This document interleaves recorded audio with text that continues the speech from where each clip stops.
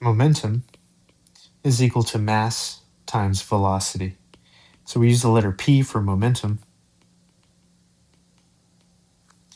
And the units are kilograms times meters over seconds.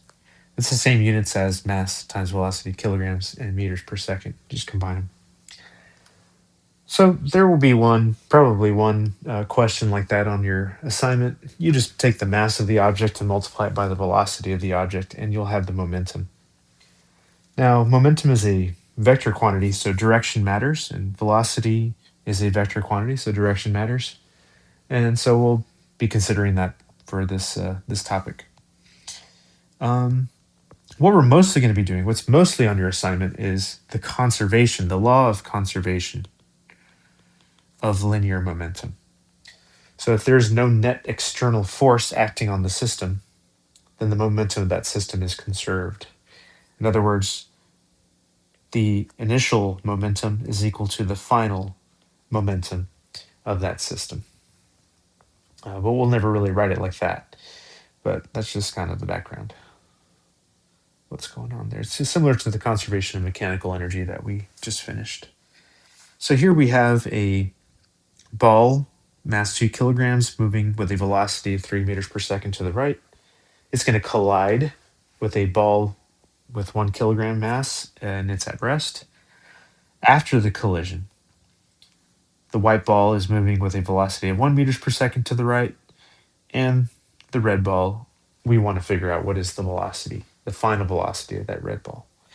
So our equation we're going to use today is m1 v1 initial. That's mass 1 times the velocity of mass 1 initially, because it's got a final as well, but the initial one. So that's the momentum of the first object. Then we have the momentum of the second object, that's m2 v2, but because it has two velocities, we need the initial subscript there. And very similar, m1 v1 f on this side plus m2 v2 f. Our goal is to figure out v2f. So we should know all the other numbers. Mass 1 is 2. The velocity of mass 1 is 3, positive 3, because it's going off to the right. And mass 2 is 1 kilogram, but it has 0 velocity. We'll get rid of that later. Now, mass 1 did not change, so that's still 2.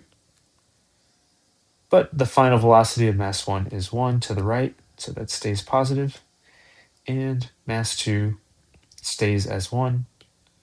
We're going to figure out v2f. Let's get rid of this. That's just 0. So 3 times 2 is 6. 2 times 1 is 2, plus v2f.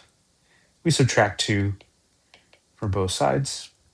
And so v2f is positive 4 meters per second. And because it's positive, we'll write to the right.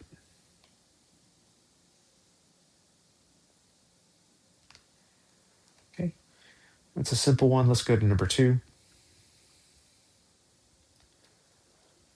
This one has a purpose here. This object is moving to the left, so we have to deal with some negatives.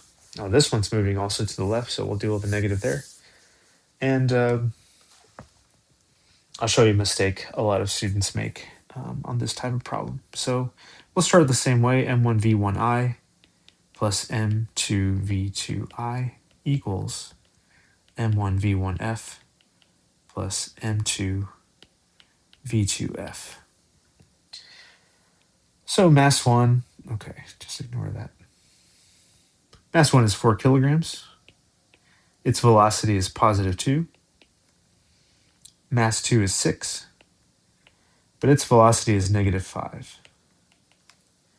Okay, mass 1 did not change, that's 4, but it is now moving to the left at 3, so that's a negative 3, plus 6 v2f.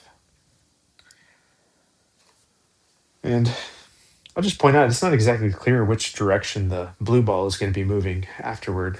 Maybe it's moving to the left, maybe it's moving to the right. 4 times 2 is 8.